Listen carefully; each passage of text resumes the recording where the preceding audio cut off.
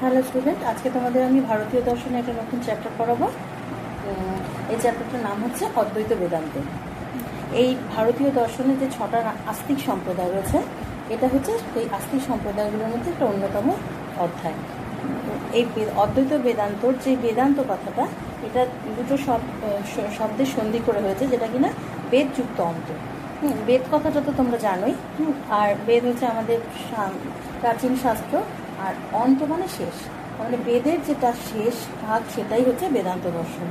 এবার বেদের তো এমনি 4টে ভাগ আছে, তোমরা জানো, যে ঋক, সাম, যজু, অথর্ব। এটা নয়, বেদের আরও 4টে অংশ আছে। এই 4টে অংশে হচ্ছে নাম একটা সংহিতা, একটা ব্রাহ্মণ, একটা আরণ্যক, একটা উপনিষদ। এবার এই যে সংহিতাতে বৈদিক মন্ত্র নিয়ে আলোচনা করা হয়েছে। আর ব্রাহ্মণে রয়েছে যাগযজ্ঞের প্রক্রিয়া, অর্থাৎ কীভাবে যাগযজ্ঞ করা হবে সেসব নিয়মাবলী ব্রাহ্মণে রয়েছে। আর আরণ্যক খণ্ডে রয়েছে যে অরণ্যে গিয়ে যে সমস্ত আচার অনুষ্ঠান করলে ঈশ্বরের নিবেদন নিজেকে করা যায়, বা ঈশ্বরের কাছে পৌঁছানোর জন্য যে সমস্ত আচার অনুষ্ঠান করা প্রয়োজন সেটা অরণ্যে গিয়ে করতে হয়। আরণ্যক এই যে খণ্ডটা, এতে তার আলোচনা রয়েছে। আর উপনিষদ হচ্ছে দার্শনিক সমস্যার আলোচনা। ঠিক আছে, এবার এই যে উপনিষদের কথা বললাম, উপনিষদ কটা রয়েছে সংখ্যায়, এই নিয়ে ভারতীয় দার্শনিকদের মধ্যে মতভেদ রয়েছে। কেউ বলেন উপনিষদের সংখ্যা 108টা, কেউ বলেন 113টা। এইভাবে বিভিন্ন মতপার্থক্যের মধ্যে এটা সবাই মেনে নিয়েছেন যে 12টা উপনিষদ হচ্ছে অন্যতম।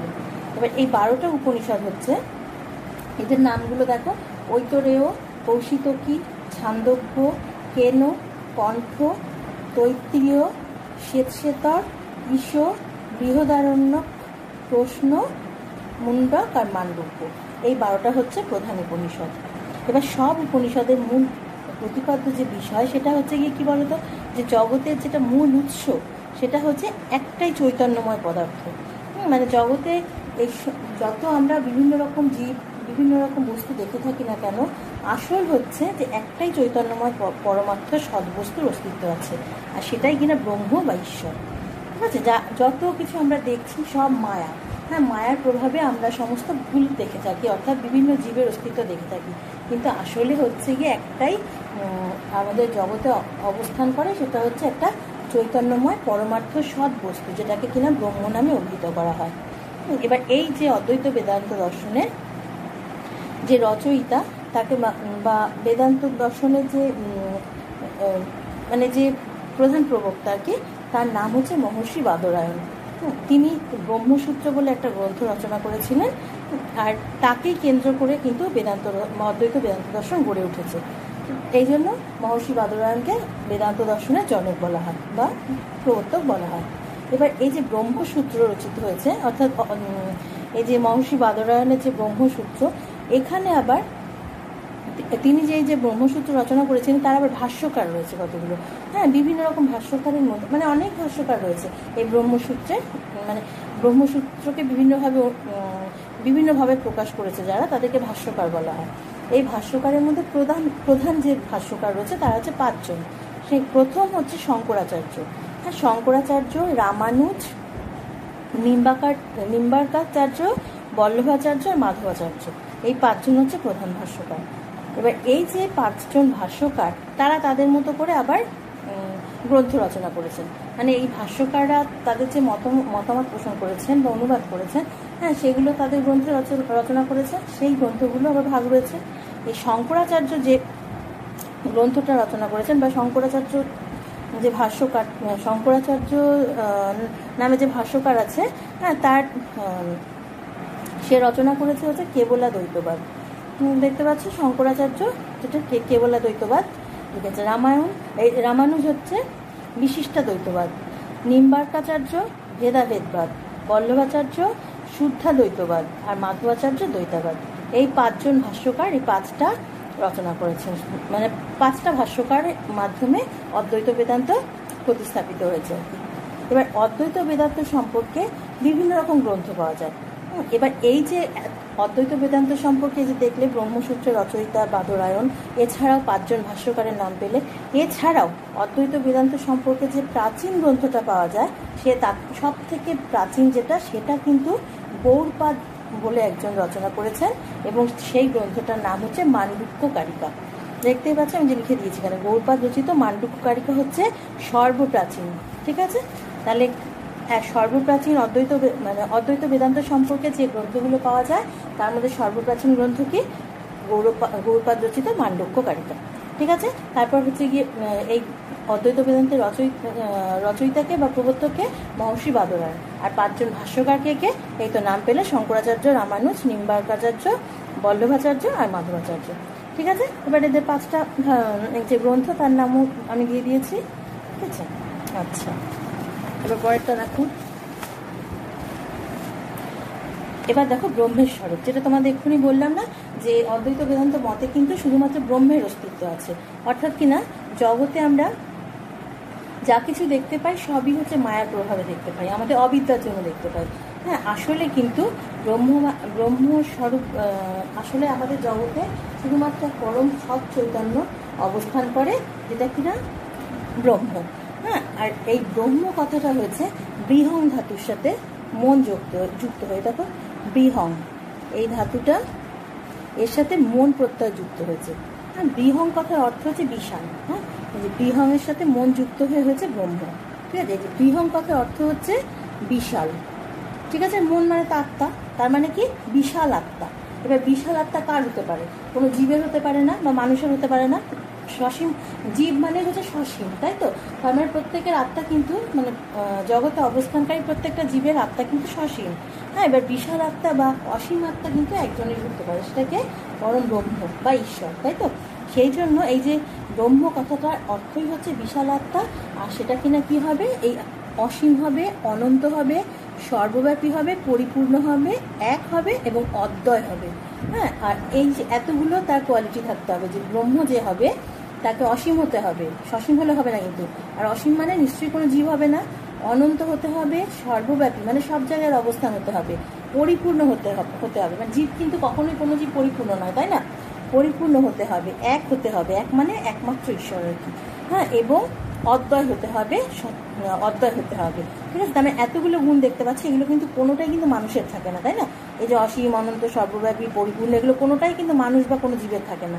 তাহলে এই যে ব্রহ্ম কথার যে এটাকে যে ভাঙা হয়েছে, ব্রহ্ম কথাটার অর্থ বা ব্রহ্মের মধ্যে কি কি গুণ থাকতে হবে, এই কোনো গুণটাই কিন্তু কোনো জীবের নয়। তার মানে কি? ব্রহ্ম মানে হচ্ছে শুদ্ধ চৈতন্য বা ঈশ্বর। ঠিক আছে, এবার এই যে আর এই যে ব্রহ্ম, এটা হবে কি সব রকম ভেদ রহিত। হ্যাঁ, কোনো রকম ভেদ থাকবে না। ঠিক আছে, সব রকম দেখো ভেদ রহিত। আবার আরেক দিক থেকে ব্রহ্ম হবে স্বয়ংভূ, মানে নিজের অস্তিত্বের জন্য কারোর উপর নির্ভর করবে না। সব প্রকাশ মানে এটা কারোর, মানে নিজের প্রকাশের জন্য কারোর উপর নির্ভর করবে না। সর্বোচ্চ, সর্বব্যাপক, সচ্চিদানন্দ রূপে গণ্য। সচ্চিদানন্দ এই কথাটা এসেছে সৎ যুক্ত চিৎ যুক্ত আনন্দ এই কথাটা থেকে। এবার এটাকে আমি পরে তোমাদের বলছি কি করে হয়েছে। যাই হোক, এইটা হচ্ছে ব্রহ্মের গুণ। তাহলে ব্রহ্মের পুরো গুণ বললে কি বলবে? অসীম হবে, অনন্ত, সর্বব্যাপী, পরিপূর্ণ, এক, অদ্বয়, তারপর এই যে নির্গুণ, নিরাবয়ব, নিরাকার, নিরাবয়ব, নির্বিশেষ, অনির্বচনীয়, সর্বপ্রকার ভেদরহিত, স্বয়ম্ভূ, সপ্রকাশ, সর্বোচ্চ, সর্বব্যাপক, সচ্চিদানন্দ। এতগুলো হচ্ছে ব্রহ্মের কোয়ালিটি। ঠিক আছে, এবার দেখো আচার্য শঙ্করের মতে ব্রহ্ম সত্য, জগৎ মিথ্যা। আচার্য শঙ্কর তো একজন ভাষ্যকার ব্রহ্মসূত্রের। তিনি বলেছেন কি, যে আমাদের জগতে কেবলমাত্র ব্রহ্মেরই অস্তিত্ব আছে, ব্রহ্মই সত্য, জগৎ মিথ্যা। মানে জগৎকে আমরা দেখি বটে, কিন্তু পুরোটাই মিথ্যা। সত্যি কথা বলতে কি, ব্রহ্মেরই অস্তিত্ব আছে। জীব কিন্তু ব্রহ্ম ছাড়া আর কিছু না। আমরা প্রত্যেকটা যে জীব অবস্থান করি জগতে, সবাই কিন্তু ব্রহ্মই। ব্রহ্ম ছাড়া জীব আর কিছু না। মায়ার প্রভাবে, মানে মায়া মানে হচ্ছে অবিদ্যার প্রভাবে, মায়ার প্রভাবে আমরা ব্রহ্মকে জগৎ রূপে দেখতে পাই। অর্থাৎ ঈশ্বরকে তখনই মানুষ উপলব্ধি করতে পারে যখন তার মোক্ষ লাভ হয়, তাই তো? ভারতীয় কিন্তু আমরা বৌদ্ধ দর্শনও তাই করেছো। হ্যাঁ, যতক্ষণ না মোক্ষ লাভ হয় বা অবিদ্যা মানুষের মন থেকে দূরীভূত না হয়, তখন সে ততক্ষণ পর্যন্ত সে ভাবতে পারে না যে এই জগৎটা শুধুমাত্র ব্রহ্মেরই অস্তিত্ব আছে। ততক্ষণ পর্যন্ত ওই অবিদ্যার প্রভাবে বা মায়ার প্রভাবে সে সমস্ত পৃথিবীর জগৎটাকে জীবের অস্তিত্ববাণী বলে মনে করে, যে এখানে এই জগৎ হচ্ছে জীবের অস্তিত্বশীল একটা জায়গা। কিন্তু যখন মানুষ এই মায়া থেকে বেরিয়ে আসে বা অবিদ্যা দূর করতে পারে নিজের মনকে, তখন তার উপলব্ধি হয় যে না, ব্রহ্মই সত্য, জগৎ মিথ্যা। ঠিক আছে, এবার দেখো এই যে এখানে লিখেছি, দেখো আমি, মায়া মুক্ত হলে প্রকৃত সত্যরূপে ব্রহ্মের আবির্ভাব হয়। ঠিক আছে, এবার যার মায়া মুক্ত হবে সেই জানতে পারবে এটা, তার মানে মানুষকে মোক্ষ লাভ করতে হবে। এবার দেখো অদ্বৈত বেদান্ত মতে ব্রহ্মের কিন্তু দুরকম লক্ষণ আছে, একটা হচ্ছে স্বরূপ লক্ষণ আর একটা ততস্থ লক্ষণ। স্বরূপ লক্ষণ বলতে বোঝায় যে লক্ষণের দ্বারা ব্রহ্মের স্বরূপ উল্লেখ করা হয়। স্বরূপ মানে নিজস্ব গুণ যেটা, হ্যাঁ, যে লক্ষণটা বললে আমরা ব্রহ্মের স্বরূপটা জানতে পারি, সেটাই হচ্ছে ব্রহ্মের স্বরূপ লক্ষণ। যেমন কি ওই যে এতক্ষণ তোমাদের যে ব্রহ্মের স্বরূপগুলো দেখালাম আমি, ওগুলোই হচ্ছে স্বরূপ লক্ষণ। ব্রহ্ম নির্গুণ, নির্বিশেষ, নিত্য, বুদ্ধ, মুক্ত, স্বভাবসম্পন্ন, নিষ্ক্রিয়, অদ্বয়, এগুলো সব ব্রহ্মের স্বরূপ। এবার দেখো এই যে স্বরূপ লক্ষণগুলো বললাম, এগুলো কিন্তু হ্যাঁ কখনো এগুলো অন্য কারোর সাথে এই স্বরূপ মানে এই লক্ষণগুলো অন্য কারোর সাথে যুক্ত করাও সম্ভব নয়, এবং এগুলো সম্পর্কে কি বলবো, মানে এগুলো শুধুমাত্র ব্রহ্মের ক্ষেত্রেই প্রযোজ্য, এই জন্য এটা ব্রহ্মের স্বরূপ। হ্যাঁ, আর যে ততস্থ লক্ষণ আছে, সেই লক্ষণের দ্বারা ব্রহ্মের স্বরূপ সম্পর্কিত জ্ঞান লাভ হয় না। এই যে লক্ষণের দ্বারা ব্রহ্মের স্বরূপ সম্পর্কে আমরা জানতে পারি না, কিছু গুণ জানতে পারি আমরা ব্রহ্মের। হ্যাঁ, ব্রহ্মের স্বরূপ জানা মানে স্বরূপ জানা আর ব্রহ্মের কিছু গুণ জানার মধ্যে কিন্তু পার্থক্য আছে। স্বরূপ মানে পুরোপুরি ব্রহ্ম সম্পর্কে হ্যাঁ জানাটাই হচ্ছে ব্রহ্মের স্বরূপ জানা, আর গুণ জানা মানে কি, ব্রহ্ম সম্পর্কে পুরোপুরি আইডিয়া আমার নেই, কিন্তু তার কিছু কিছু গুণ আমি জানি। তার মানে কি, স্বরূপ লক্ষণ যখন আমরা জানবো, তার মানে কোনো একটা ব্রহ্মই হোক বা যে কোনো কিছু স্বরূপ জানতে গেলে আমরা তার ভিতরে অনেকটা জিনিস জানতে পারি, মানে পুরোটাই জানতে পারি আর কি। কিন্তু ততস্থ লক্ষণ মানে কিন্তু সবটুকু জানা না, তার কিছু কিছু কোয়ালিটি সম্পর্কে আমাদের আইডিয়া থাকতে পারে। ঠিক আছে, এই দুটো হচ্ছে অদ্বৈত বেদান্ত মতে ব্রহ্মের লক্ষণ, একটা স্বরূপ লক্ষণ, একটা ততস্থ লক্ষণ। ঠিক আছে, এবার দেখো শঙ্করের মতে ব্রহ্মের স্বরূপ সম্পর্কিত জ্ঞান লাভ কিন্তু আমাদের, শঙ্করের মতে ব্রহ্ম হচ্ছে সব রকম ভেদ শূন্য। হ্যাঁ, ভেদ শূন্য, এই একটু আগে তোমাদের বলেছি আমি, ব্রহ্ম হচ্ছে ভেদরহিত, সেটাই বলছে ভেদ শূন্য। আর এই যে ভেদরহিত বা ভেদ শূন্য বলা হচ্ছে, এই ভেদকেও আবার ভাগ করা হয়েছে তিন ভাগে। হ্যাঁ, একটা হচ্ছে দেখো স্বজাতীয় ভেদ, একটা বিজাতীয় ভেদ, একটা স্বগত ভেদ। এই তিনটে ভেদ রহিত হচ্ছে ব্রহ্ম। যেহেতু ব্রহ্মকে দেখাই যায় না, তাই তো, ব্রহ্মই হচ্ছে জগতের সব। হ্যাঁ, এই জন্য ব্রহ্ম হচ্ছে ভেদ, সকল রকম ভেদ রহিত। এবার এই তিন প্রকার যে ভেদ বলা হয়েছে, হ্যাঁ, এই যে স্বজাতীয়, বিজাতীয়, স্বগত, এবার এই তিনটে ভেদ কি কি সেটা দেখে নাও।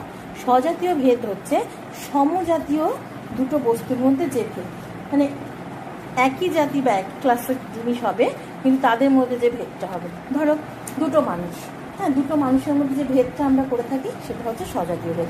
এবার দুটো মানুষ মানে কি, একই জাতির অন্তর্গত মানুষ জাতির, হ্যাঁ, কিন্তু তাদের মধ্যে কিছু ভেদ থাকে যে, সেটাই হচ্ছে স্বজাতীয় ভেদ। কিংবা দুটো গরুর মধ্যে যদি আমরা ভেদ করি, তাহলে সেটাও হবে স্বজাতীয় ভেদ। মানে একই শ্রেণীর হতে হবে, কিন্তু একই শ্রেণীর অন্তর্গত দুটো বস্তুর মধ্যে যখন আমরা কোনো ভেদ করি, তখন হচ্ছে সেটা স্বজাতীয় ভেদ। আর বিজাতীয় ভেদ হচ্ছে যখন দুটো আলাদা আলাদা বস্তুর মধ্যে ভেদ করি, যেমন একটা হাতির সাথে একটা গরুর যদি ভেদ করি, তখন সেটা হবে বিজাতীয় ভেদ। বা দুটো পুরো আলাদা আলাদা প্রাণী, তাই না, সেটা হচ্ছে বিজাতীয়, মানে বিরুদ্ধ জাতীয়। আর তাহলে স্বজাতীয় বুঝতে পারলে যে নিজস্ব জাতি, স্ব মানে কি নিজ জাতি, তাই তো, তার মানে একই জাতীয় অন্তর্গত হবে। আর বিজাতীয় মানে বিরুদ্ধ জাতি, মানে দুটো আলাদা আলাদা জাতি হবে। এবার স্বগত ভেদ কেমন দেখে নাও।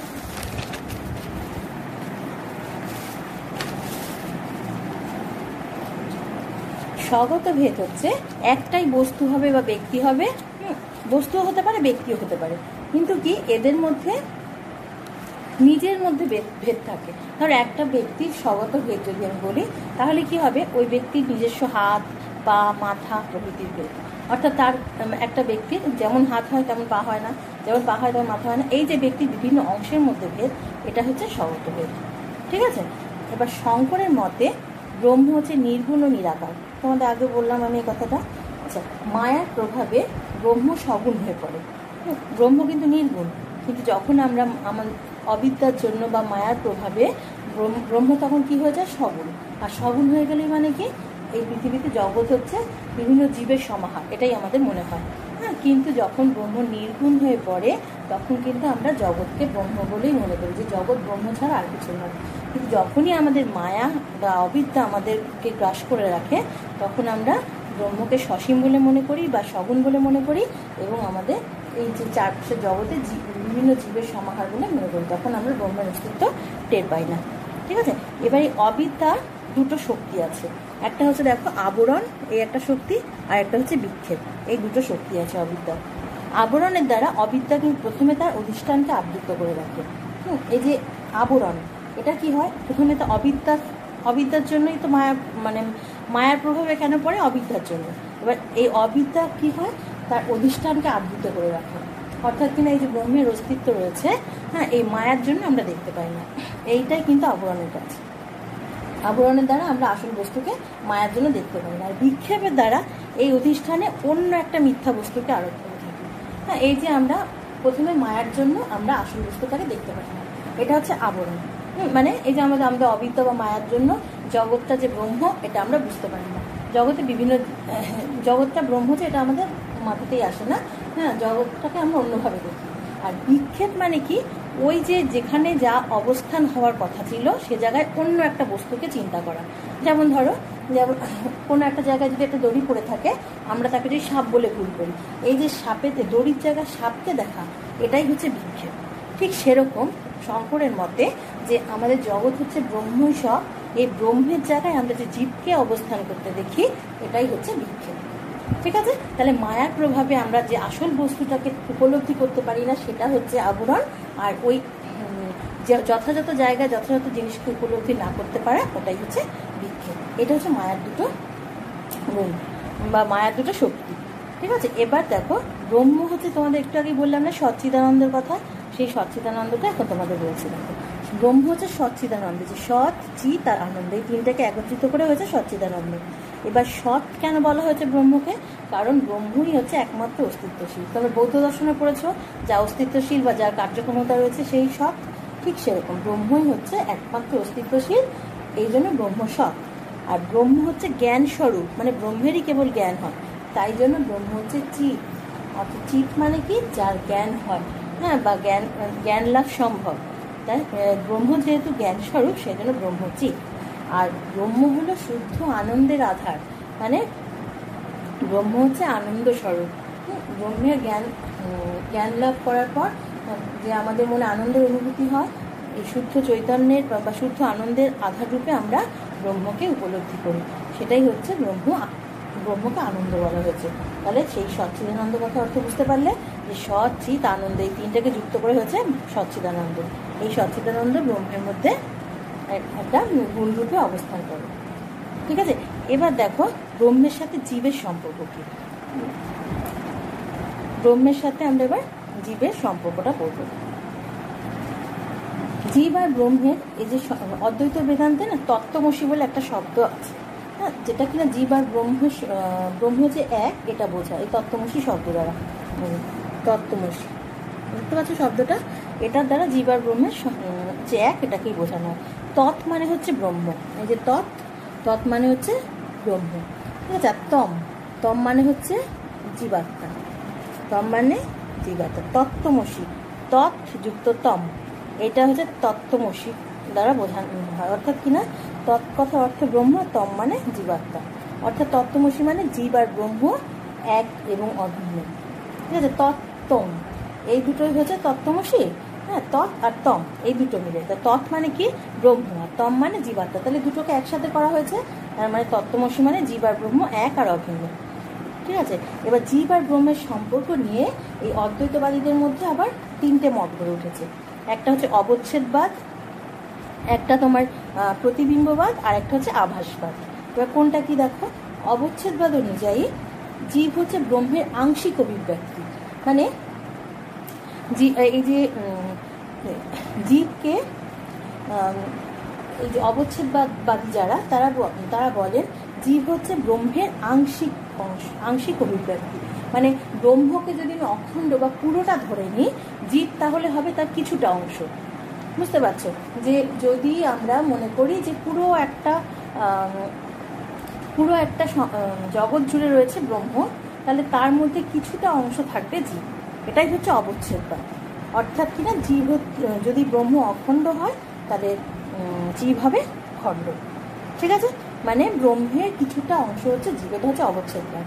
আর প্রতিবিম্ববাদ হলো যে জীব হচ্ছে ব্রহ্মের প্রতিবিম্ব, মানে জীবকে তো আমরা মায়ার প্রভাবে দেখতে পাই, অ্যাকচুয়ালি তো ব্রহ্মেরই অস্তিত্ব আছে, আর এই মায়ার প্রভাবে দেখতে পাই বলে জীবকে ব্রহ্মের প্রতিবিম্ব বলা হয়। আমরা আয়নায় যেমন নিজের প্রতিবিম্ব দেখতে পাই, তো ঠিক সেরকম জীবকে আমরা ব্রহ্মের প্রতিবিম্ব হিসাবে কল্পনা করে নিই, এই যারা প্রতিবিম্ববাদী তারা বলেন। যেমন দেখো, ব্রহ্ম তো এক, মানে জগৎ তো ব্রহ্মের দ্বারা, ব্রহ্মই হচ্ছে জগৎ, হ্যাঁ। আর ব্রহ্ম কি এক এবং অদ্বিতীয়, বারবার তোমাদের ব্রহ্মের মানে গুণগুলো আমি দেখিয়েছি। আচ্ছা, কিন্তু আমরা এখানে যখন মায়ার প্রভাবে যখন আমরা জগৎ দেখতে পাই, তখন এখানে বিভিন্ন জীবের সমাহার দেখি। ঠিক এই প্রতিবিম্ববাদীরা এই কথাই বলছে যে আমরা আকাশে একটাই সূর্য দেখি, তাই তো, সূর্য একটাই, কিন্তু যদি আমরা বিভিন্ন রকম জল বিভিন্ন রকম পাত্রে রাখি, সূর্যের আলোয় সেই প্রতিবিম্বটা মানে সূর্যের ছায়াটা বিভিন্ন জলের আধারে কিন্তু বিভিন্ন সূর্যের ছায়া পড়ে, তাই না? দূরে দূরে তুমি যদি কয়েকটা পাত্রের মধ্যে জল রেখে দাও, তাহলে কি হবে, এই সূর্যের ছায়া দুপুরবেলা যখন রাখা হয় যদি জলগুলো, তাহলে দেখা যাবে কি প্রত্যেকটা জলের মধ্যে কিন্তু একটা একটা করে সূর্যের ছায়া পড়েছে। একটা বালতির মধ্যে বা একটা কন্টেনারের মধ্যে সূর্য ছায়া পড়েছে, অপরটায় পড়েনি, এমন হবে না। কিন্তু সূর্য একটা আকাশে রয়েছে, কিন্তু যখন ছায়াগুলো পড়ে তখন কিন্তু তুমি যতগুলো জল রাখবে পাত্রে, প্রত্যেকটা জলের উপর কিন্তু সূর্যের ছায়া পড়বে। ঠিক সেরকম ব্রহ্ম একটাই, কিন্তু কি ওই প্রতিবিম্বিত হয় জীবের মধ্যে, প্রত্যেকটা জীবের মধ্যে ব্রহ্মের প্রতিবিম্ব দেখা যায়। অর্থাৎ ব্রহ্মর প্রতিবিম্বিত রূপ হচ্ছে জীব। এই প্রত্যেকটা জীবের মধ্যে ব্রহ্মের অস্তিত্ব ওই প্রতিবিম্ব স্বরূপ, হ্যাঁ। এই একটা ব্রহ্ম বহু দেহে অবস্থান করে এই প্রতিবিম্ব রূপে, ঠিক আছে? এইটা হচ্ছে প্রতিবিম্ববাদ। আর আভাসবাদ হচ্ছে মুখ ও আয়নার প্রতিবিম্ব অবিকল কখনো এক হয় না। আভাস মানে কি, যে কিছুটা আমরা আঁচ করতে পারি, সেটাই তো, হ্যাঁ। ঠিক আভাসবাদ হচ্ছে এই যে প্রতিবিম্ববাদী তাদের সাথে একমত বলেছেন যে হ্যাঁ, আমরা এই ব্রহ্ম হচ্ছে জীবের প্রতিবিম্ব স্বরূপ, কিন্তু কি আমরা যখন আয়নার সামনে দাঁড়াই আমরা কি পুরোপুরি নিজেদেরকে আয়নার মতো, মানে আমরা যেমন সেরকমই কি আয়না দেখা যায়? তেমন তো নয়, মানে একটু হলেও পার্থক্য আছে, তাই তো। মুখ আর আয়নার প্রতিবিম্ব কখনো অবিকল এক হতে পারে না। আমাদের নিজের একটা সত্তা রয়েছে, নিজের একটা আত্মা রয়েছে, আমাদের নিজস্বতা রয়েছে, সেটা কি আয়নায় যে আমাদের প্রতিবিম্বটা দেখা যায় সেগুলো কি রয়েছে? আমরা শুধুমাত্র বাহ্যিক রূপটাই আমরা আয়নায় দেখতে পাই। তার মানে কি আমি নিজে যা আয়নায় প্রতিবিম্বটার সাথে একই রকম হতে পারে না। প্রতিবিম্ব হলো মিথ্যা আভাস, মানে আমাদের বাইরের রূপটা আমরা আয়নায় দেখতে পাই, অর্থাৎ মানুষের ভেতরকার জিনিস কিন্তু আয়নায় প্রতিফলিত হয় না, হয় কি বাহ্যিক রূপটা। সেই জন্য আমাদের কিন্তু আয়না যে আমাদের প্রতিবিম্ব আমরা দেখতে পাই, সেটা শুধুমাত্র মিথ্যা আভাসটাই দেখতে পাই। সোজা কথায় যেটা, যে একটা মানুষের ভেতরে কি আছে না আছে সেটা কিন্তু আয়নায় রিফ্লেক্ট হয় না, ঠিক আছে? কারণ মানুষের বা জীবের বাহ্যিক রূপটাই আয়নায় প্রতিফলিত হয়। সেই কারণে বলা হয়েছে যে প্রতিফলন হয় যেখানে, হ্যাঁ, বা প্রতিবিম্ব হচ্ছে একটা মিথ্যা আভাস, হ্যাঁ। এই ব্রহ্ম জীবের সম্পর্কও ঠিক তাই, হ্যাঁ। ব্রহ্ম জীবের প্রতিফলন হয়, কিন্তু সেটা কিন্তু মিথ্যা আভাস রূপেই হয়। ব্রহ্ম নিজেই সৎ, হ্যাঁ। জীবের ওপর তার প্রভাব, সে মায়ার প্রভাবে আমরা জীবের ওপর আমরা মানে কি বলবো, মায়ার জন্য আমরা জীবকে দেখতে পাই, সেটাকে ব্রহ্মের প্রতিবিম্ব বললেও আসলে কিন্তু সেই ব্রহ্মটা পুরোপুরি জীব হয়ে যায় না, তাই তো। জীবের যত কোয়ালিটি আছে সেগুলো কি ব্রহ্মের তাই পুরোপুরি আলাদা, তাই না? ব্রহ্মের ছায়াটা জীবের ওপর পড়ে আমরা জীব জগৎকে দেখতে পাই মায়ার প্রভাবে, কিন্তু তাই বলে ব্রহ্ম আর জীব কিন্তু এক নয়। এটাই হচ্ছে আভাসবাদ।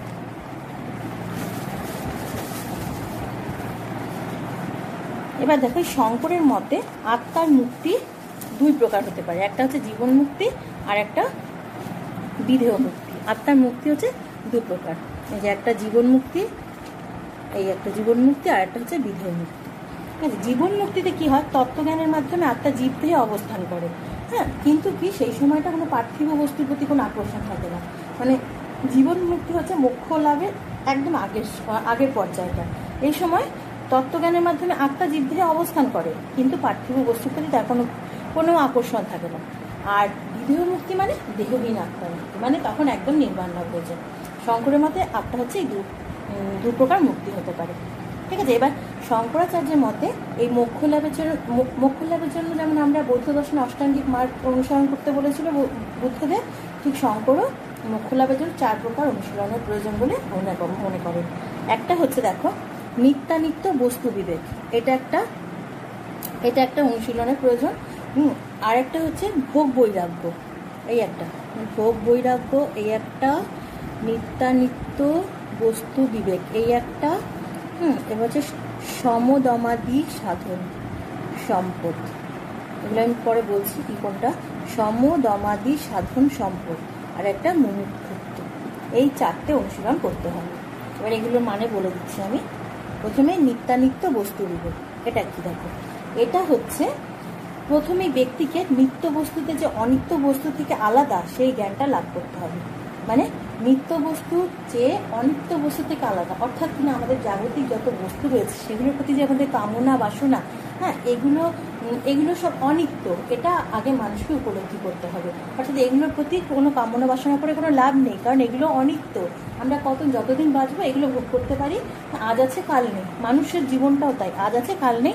সুতরাং এগুলো অনিত্য বস্তু, এগুলোর প্রতি কোনো আকর্ষণ থাকা উচিত নয়। নিত্য কি, মানুষের আত্মা হচ্ছে নিত্য, এবং সেই আত্মা যাতে ঠিক মানে নির্বাণ লাভ হতে পারে আমাদের সেদিকে নজর দেওয়া উচিত। এটাই হচ্ছে নিত্যানিত্য বস্তু বিবেক, মানে মানুষকে নিত্য অনিত্য বস্তুর মধ্যে পার্থক্য করতে জানতে হবে, আর সেই জন্য জ্ঞান লাভ করতে হবে। ঠিক আছে, দ্বিতীয়ত দেখো এই যে ভোগ বৈরাগ্য হচ্ছে ইহলোক আর পরলোকের প্রতি ভোগের আকাঙ্ক্ষা থাকে। ভোগ বৈরাগ্য মানে কি, ভোগের কোনো ইচ্ছা নেই, তাই তো, সেটাকে ইহলোক আর পরলোকের প্রতি কোনো ভোগের আকাঙ্ক্ষা ত্যাগ করতে হবে। যে ইহলোক মানে কি, এই এখন যে জীব বসবাস করছে সেখানে এই বিভিন্ন রকম পার্থিব জিনিসের প্রতি লোভ তো তার ত্যাগ করতেই হবে, এমনকি পরজন্মে গিয়ে আমি ভালো থাকবো সেই আকাঙ্ক্ষাটাও ত্যাগ করতে হবে। মানে কি বলবো, কখনো আমি এই জন্য ভালো থাকবো, ওখানে গিয়ে ভালো থাকবো, এখানে ভালো থাকবো, এই ভালো থাকার কামনা বাসনা পুরোটাই তাকে ত্যাগ করতে হবে। ইহলোকেরও পরলোকেরও ভোগের আকাঙ্ক্ষা পুরো ত্যাগ করতে হবে। ঠিক আছে, এবার সমদমাদি, এই সমদমাদি কথাটা দেখো কি, সমদমাদি কথাটা হচ্ছে সম, দম, উপরতি, তিতিক্ষা, সমাধি, শ্রদ্ধা, এই কটা মিলে হয়েছে কি, 1, 2, 3, 4, 5, 6টা, এই 6টা যুক্ত হয়ে হয়েছে সমদমাদি। হ্যাঁ, এই যে 6টা, এগুলোকে বলা হয় সম্পদ, সমদমাদি সম্পদ। এগুলো সব একটা সম্পদ, বুঝতে পেরেছ? এই সম্পদগুলো সব অর্জন করতে হবে। এবার এগুলো কী করে এই সম্পদগুলোকে অর্জন করতে হবে, এবার কীভাবে অর্জন করতে হবে? সম মানে অন্তরিন্দ্রিয়কে সংযত করতে হবে, মানে আমাদের মনকে শান্ত করতে হবে। হ্যাঁ, মনকে আমাদের বোঝাতে হবে যে আমাদের কোনো নিত্য বস্তুর অস্তিত্ব নেই, এই অনিত্য বস্তুর অস্তিত্ব নেই, আমাদের নিত্য বস্তুতে মনোনিবেশ করতে হবে। এটা হচ্ছে অন্তরিন্দ্রিয়কে সংযত করা। দম কথার অর্থ কি, বহিরিন্দ্রিয়কে দমন করা, মানে আমাদের বাহ্যিক যে পঞ্চ ইন্দ্রিয় যে রয়েছে সেগুলোকে দমন করতে হবে। ঠিক আছে, উপরতি হচ্ছে বিহিত কর্ম ত্যাগ করে সন্ন্যাস গ্রহণ করা। তিতিক্ষা শীত গ্রীষ্মাদি দ্বন্দ্বের সহিষ্ণুতা, মানে শীত গ্রীষ্মের ভেদাভেদ করলেও চলবে না, যে শীতকালে আমি ভালো ড্রেস করে নিলাম, গরমকালে আমি এসিতে থাকলাম, ওভাবে করলে হবে না, শীত গ্রীষ্মের ভেদাভেদও দূর করতে হবে। ঠিক আছে, আর সমাধি চিত্তের অনাবিল একাগ্রতা। ঠিক আছে, মানে মনকেও একাগ্র চিত্তে সব চিত্ত মানে কি, মনকে একাগ্রতা দান করতে হবে, একাগ্র চিত্তে সব ধ্যান করতে হবে। আর সমাধি চিত্তের অনাবিল শ্রদ্ধা হচ্ছে শাস্ত্র ও আচার্যের বাক্যে বিশ্বাস স্থাপন, মানে যিনি উপদেশ দেবেন আর কি, তার বাক্যে বিশ্বাস স্থাপন করতে হবে। আর মুমুক্ষু মানে হচ্ছে মুমুক্ষুতে গিয়ে মুক্তির ইচ্ছা। এই কটা যদি এই কটা যদি অনুশীলন করা যায় তাহলে এই সম্পদ কটা অর্জন হবে। ঠিক আছে, এটা 3 নম্বর গেল অনুশীলনে।